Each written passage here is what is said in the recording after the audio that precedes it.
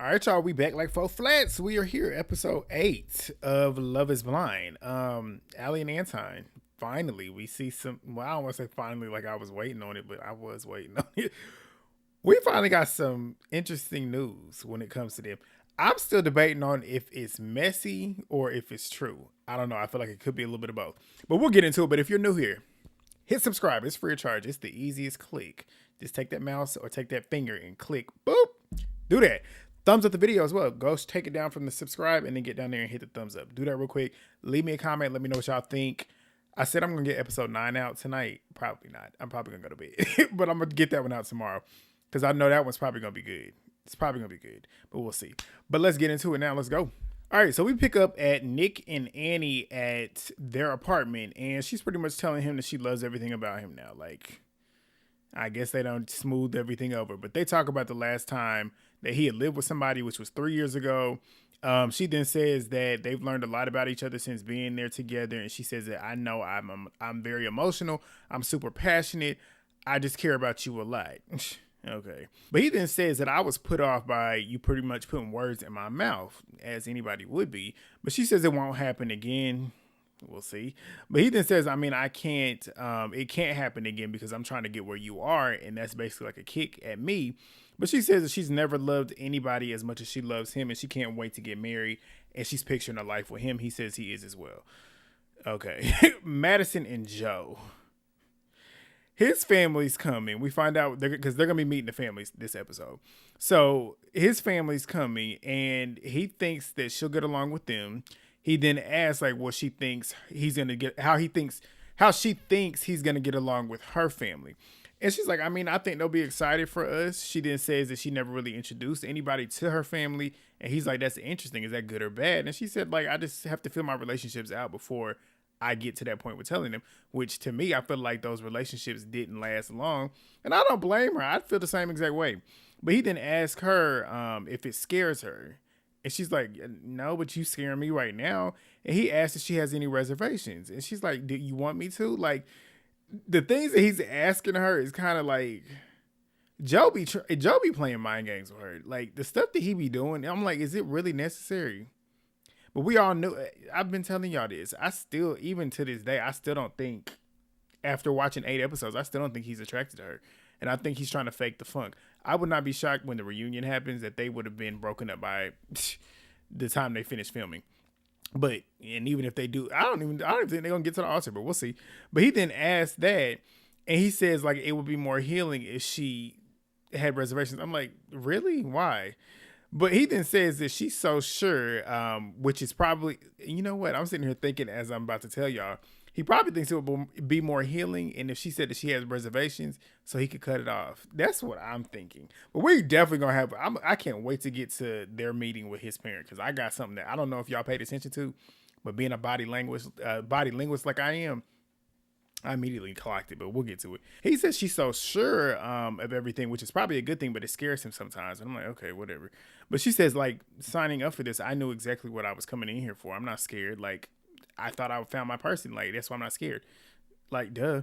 But he says, like, day to day, it doesn't make you nervous and scared. She's like, I mean, obviously, I have reservations when there's things that you do that make me kind of pause, like this shit that you're doing right now. I'm like, exactly. She's like, I mean, we had good moments, so I felt good. And he was like, 100%. Like, you're 100% in it, like, because it's kind of hard. And she's like, you felt like this was hard.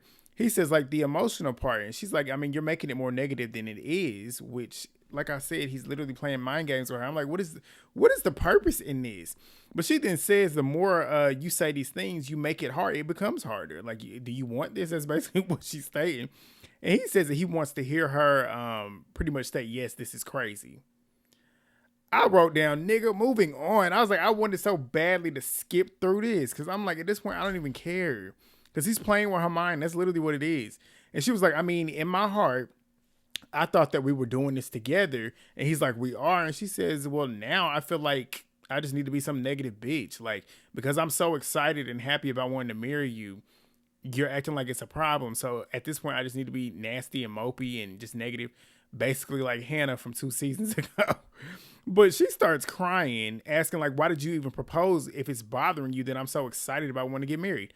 I'm like, exactly. But he says that he just wanted to say this and get his feelings out. And he's trying to gaslight her now, trying to make it seem like, oh, well, I'm stating my feelings and now you're reacting like this. So maybe I just shouldn't do that anymore. You're gaslighting her. You're literally playing in her mind. Like, what are you doing? But she then says, when I said yes to marrying you, I meant that shit. Like, when you asked me to marry you, I said yes and meant it. He then says, like, this experience isn't normal. No shit. She says, you signed up for this. Like, hello? Like, what? You know what? Obviously, this is not a normal experiment. You signed up for the shit. You know what it is. You know it's not normal. Like, come on. But she was like, this is for marriage-minded people. And he was like, do you not think I'm marriage-minded? No, I don't. And she says, right now, no, I don't. You're right. But he says, okay. And she says, why the fuck am I even wearing this ring? So she goes, gets her the ring box, puts the ring in there, says, I feel like an idiot. He says, well, I mean, I guess I'll just keep my emotions inside because I can't tell you things without you feeling like an idiot. I said, here you go. Gaslight. And I said, this is never going to work. It's not going to work. We already knew that. But 20 days until the wedding, we go to Jordan's apartment. He brings her into his place. Very clean. Very clean. Good for you, Jordan. And it should be. You have a child in there as well. But he ain't got no food in the fridge. And she's like, you ain't got no food in here? I'm like, did y'all not just come back from being gone for 3 weeks? I would hope he wouldn't have food up in there, that like real food up in there, because it would go bad. But his house is clean.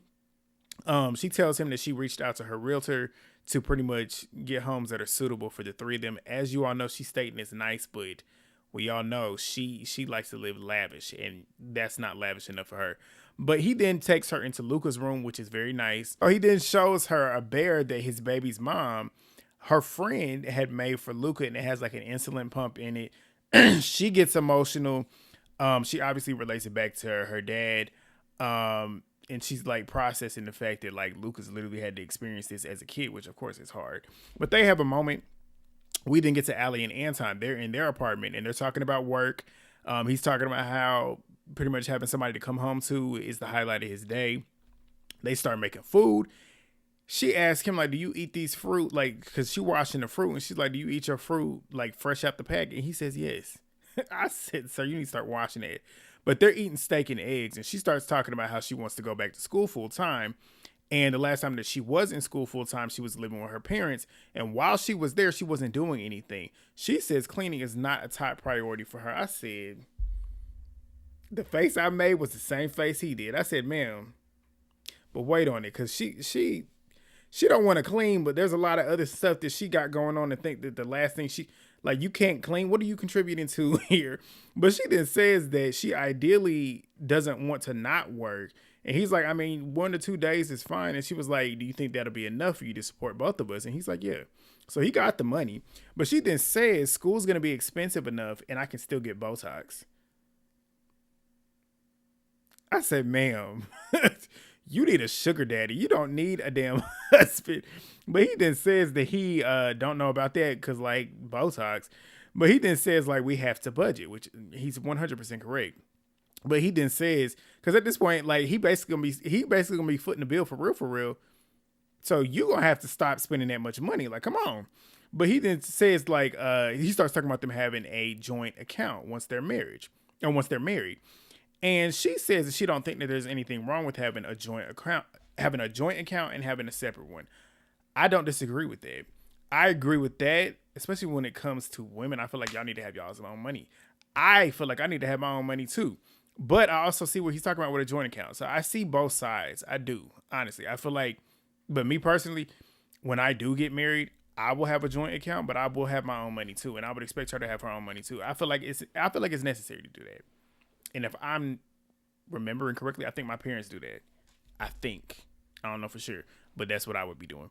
But he says that he doesn't see a point in doing that. He asked her to explain why she feels the way that she does. And like, is that like, what's the benefit to that? And she says, I mean, I might not want to tell you how much I spend on Botox. I said, see, now that's the problem with you. That's the problem with you. So he got the right to be questioning why she wants that. But he then moves the conversation into getting like engraved shirts together. And she says like, she feels like he's being weird though. Cause like his energy to her is off. You could tell a little bit that he's a little bit kind of, I don't want to say bothered, but then again, he's had that same type of energy and that like since the show aired. Like, he has his moments where he's obviously peppy and stuff, but you could tell he was like, I'm tired. Like, I literally just worked.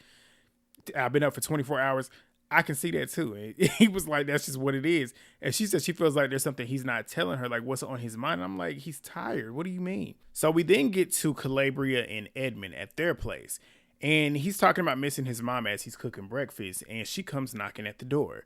So Calabria and her, they naturally had good energy. Like, they vibed immediately together. He's over there cooking the breakfast, like I stated. And Calabria's talking to his mom. And she's like, I got some questions for you. Calabria said, let's talk then. Let's talk. Like, good energy. Like, you could tell even if she was nervous, you couldn't tell. Like, you couldn't tell. But Calabria starts talking about how they fell for each other. And she was like, Edmund immediately opened up to me.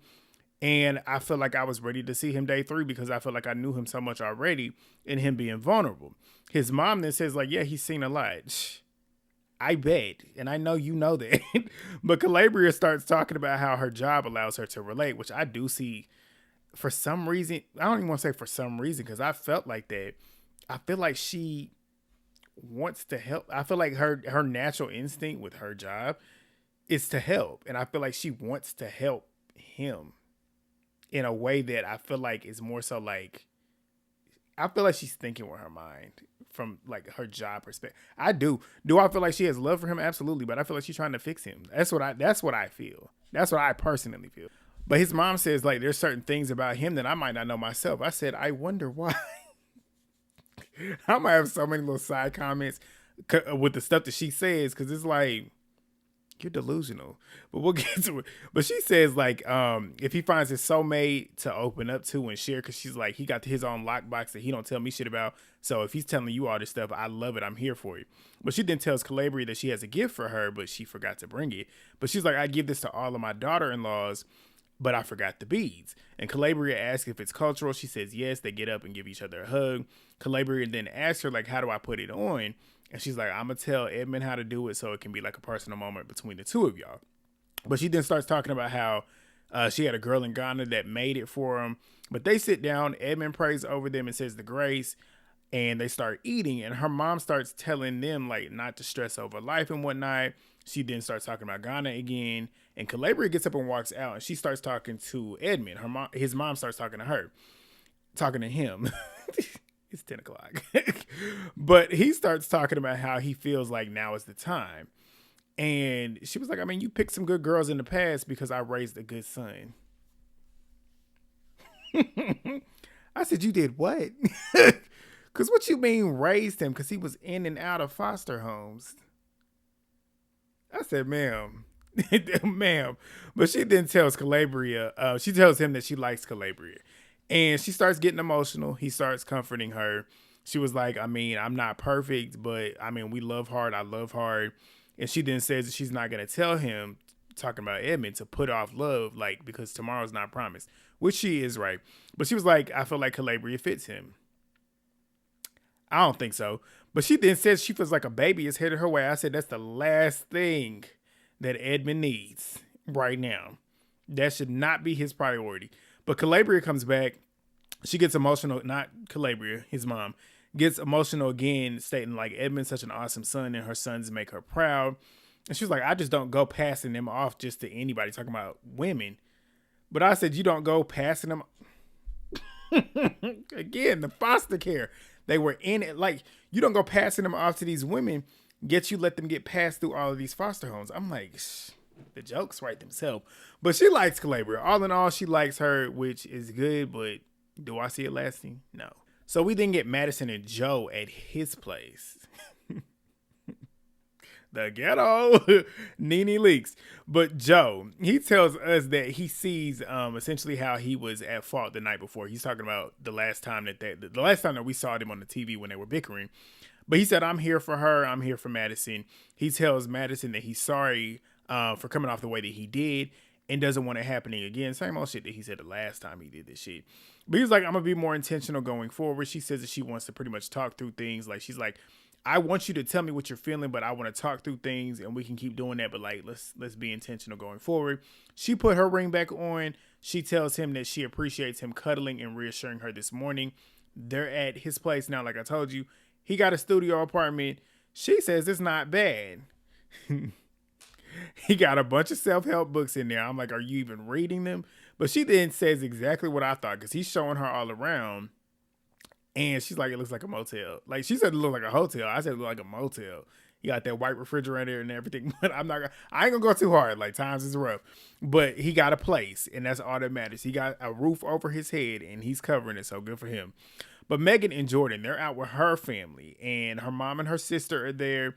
They come in with balloons, and we find out that the day that they're meeting is the 4th anniversary of her dad's passing. So she says, like, being able to spend it with her mom, her sister, and her fiance is huge, and she knows that her dad is present there as well. But her mom starts talking about, like, them coordinating outfits. Like, do y'all coordinate outfits? And I'm like, no. But she makes a joke about him not having to wear sleeves because he got short sleeves on, because he got a whole sleeve. But she talks about him having a son. He makes a joke about having a 17-year-old son. They all laughing. But Megan then starts talking about how, like, Luca essentially has type 1 diabetes. She gets emotional as she's stating it. Her sister's eyes got extremely glassy. And they start talking about, like, that's the biggest sign. They start putting two and two together with the whole diabetes thing, with him having them. Their dad had it. So they're putting that together as this is a big sign as to why they should be together. It's like, could it be a sign? Possibly, but like harping on that to be the reason as to why they're together, I don't think it's gonna be that good. Like, it's not a good recipe. But her sister then says, like, she had a dream, and here we go. Had a dream talking to her dad, and basically he was stating, like, Jordan's son is just like me, and it's not a coincidence that him and Megan are now together. Like, I had to get her to know that this is the person for, which could be, I mean, shit, it could be fate. It could be fate. But I mean, that's just how I feel. But her mom then asked, like, how Jordan found out about Luca having diabetes, and he tells her and everything. And Megan then starts talking about the vasectomy and how they're having to navigate that. Her sister then asked, like, do you want to have more kids? Is that why you did it?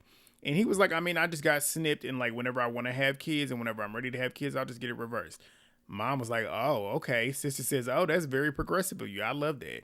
But her sister then asks if he has Luca all the time. And he's like, I mean, it's about 50-50. But she didn't ask them, like, will Luca be able to live with y'all? I'm assuming that she's talking about, like, before they get married. And they both start shaking their head no. So I'm like, oh, so he's not going to be able to. I said, oh, Megan about to be tweaking. Because we already know how she was tweaking the night before about stressing out about possibly, like, having to meet his mom, let alone not even being able to really live with him.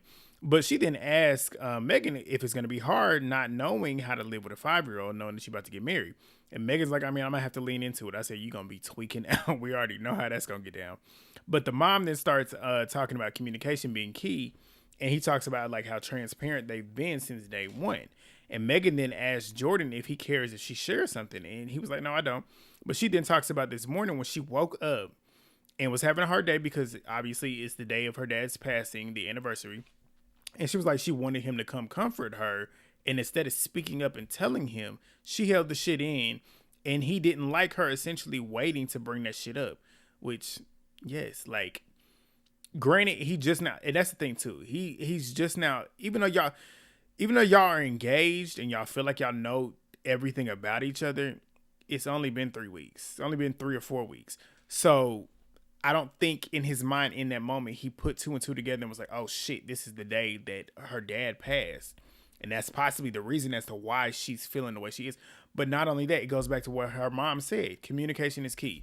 If you're upset about something and you want something, just tell the nigga. Like, that's your fiance. Like, just tell him. And she basically states that's what he basically stated. He, like, pretty much told her, stated. And then not only that, she said she didn't realize, like, he's missing Luca. He's been working as well. I'm like, you should have realized that too. That's something else too. Like, you could tell, I feel like Megan needs to start thinking outside of just what Megan is feeling. Like, that's what I feel. But he then states, like, it was their first time going through it. And it was his first time going through it, the whole situation with the anniversary. And he said that he put zero thought into it because he had been working. But they had a moment, basically an argument, but they talked it through instead of just being counterproductive and basically talking crazy to each other. But she then says that she didn't realize that he was working so much, like I stated. But she then says too, like, her past relationships, and she getting emotional again. This woman is so emotional. She be crying so much, but I feel like she got a lot to unpack. I feel like, just like I said with Edmund, I feel like she still got a lot of stuff she got to unpack before it's time to get in a relationship. She is very emotional. I don't feel like it's a bad thing to be emotional, but like her emotions, it's like she's easily triggered so much. And it's just like, I feel like she got to get in therapy.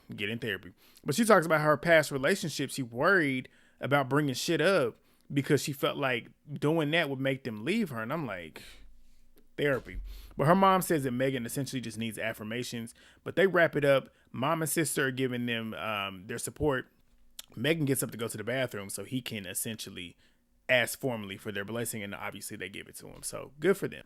We then get to Annie and Nick. They are at his house, which is nice. I said, okay, Nick, this is nice. Like it's in the mountains, a lot of snow, but you could tell he put a lot into that house, which is why he don't want to move.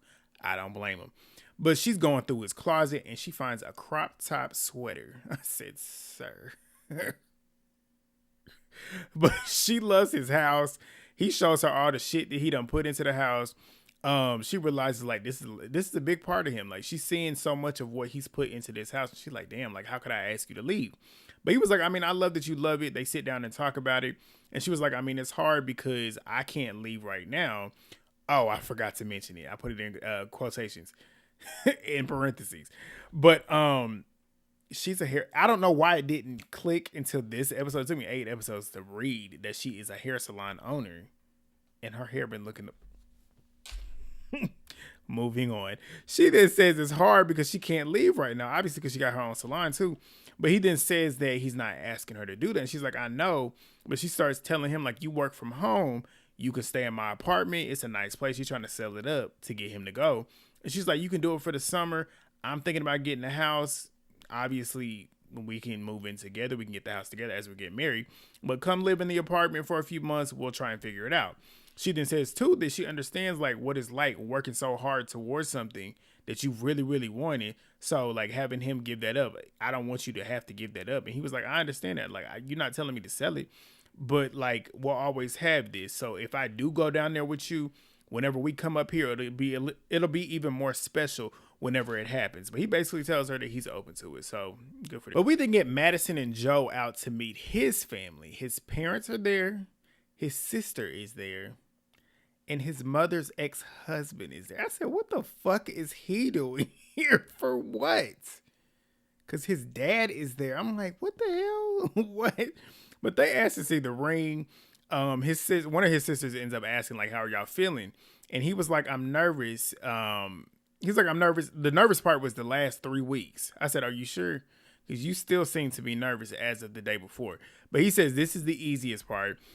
They then ask about her siblings, like, do you have siblings? And Madison talks about how her nieces pretty much have asked, like, when are you going to have a baby? And then when she showed about her being engaged, her sisters were crying, the nieces were crying.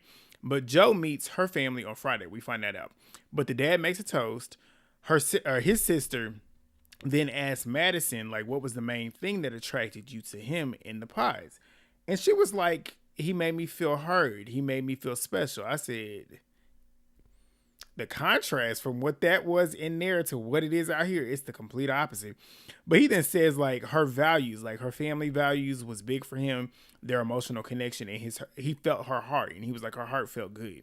But the sister then asks, what was your first reaction talking to Madison? What was your first reaction when you saw him, whenever y'all finally saw each other for the first time? And she was like, his eyes got so big. Like, that's what it was. Again, like I said, his eyes got big. I was in there thinking what I thought when I saw it. Like, he wasn't too impressed. That's what I was thinking, even though it's crazy because she's a pretty girl. Like, Madison is pretty. But she says that. And when she said this is when I noticed the body language. So he's sitting next to Madison.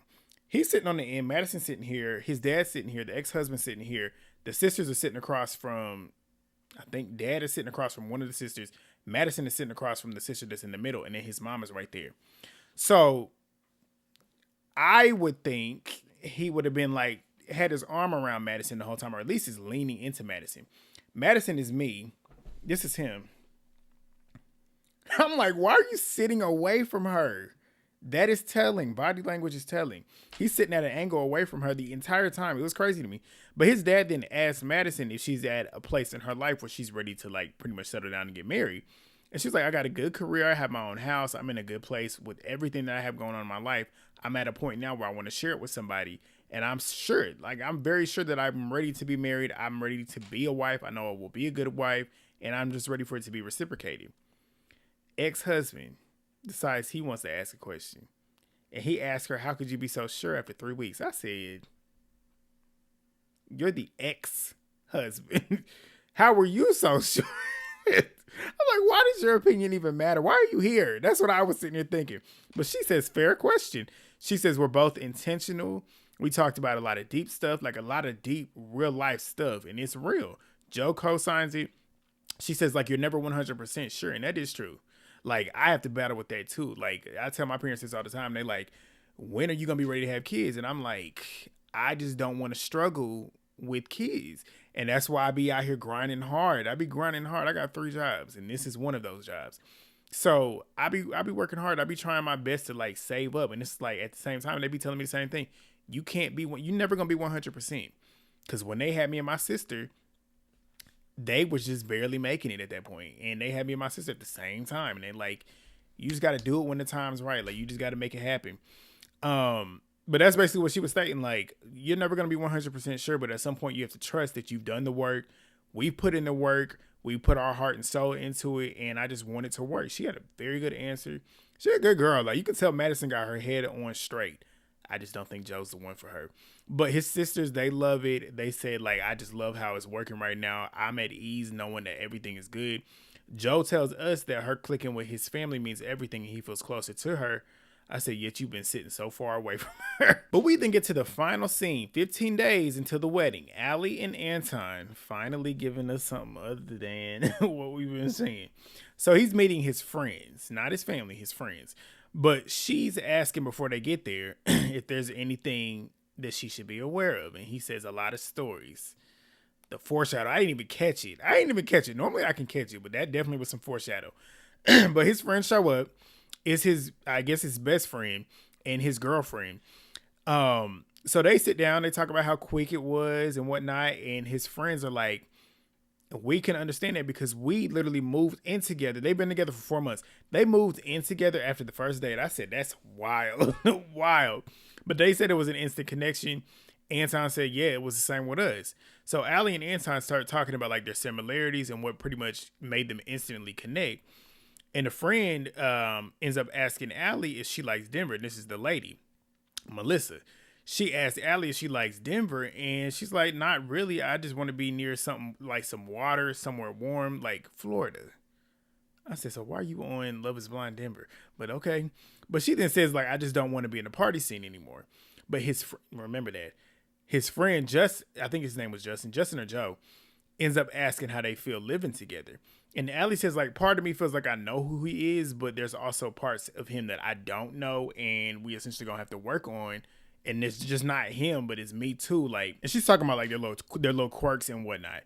But his friend makes a toast, and the lady friend Melissa asks Allie if she's excited for the wedding, and she's like, I mean, if you don't feel ready, like after dating for 2 years in the real world, like what are you doing? And I completely agree with that. Like people that get engaged and stay engaged for like 7 years.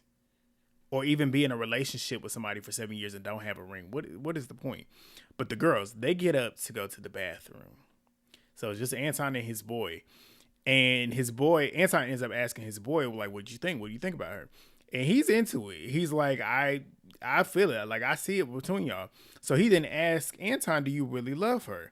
Anton says it's crazy because, like, before I even saw her, as we see, she bad as fuck. I already had that feeling like I was in love, and I do feel like I'm in love with her, like I was falling in love with her. And his friends like, yeah, she the type of person she the type of woman that you would want to marry. But Anton then says like, yeah, I love her. I'd be the happiest man on the earth if she said yes.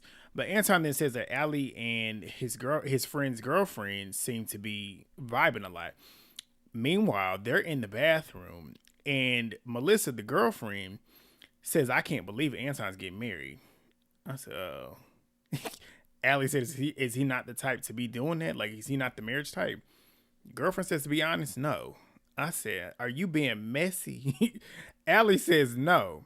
So we get back to Anton and his friend, and he's telling Anton that he was sitting there thinking I'll give it 2 weeks and Anton gonna be back home. Like it didn't work. I said, oh, are they showing this for real for a reason? Like is what's being said true? Back at the bathroom, Melissa's still running that mouth to Allie. She says for the bachelorette party, they ain't going to the strip club, right? Allie says, I mean, I don't know. The girlfriend says Anton likes strip clubs because he goes with Justin, Joe, whoever it is.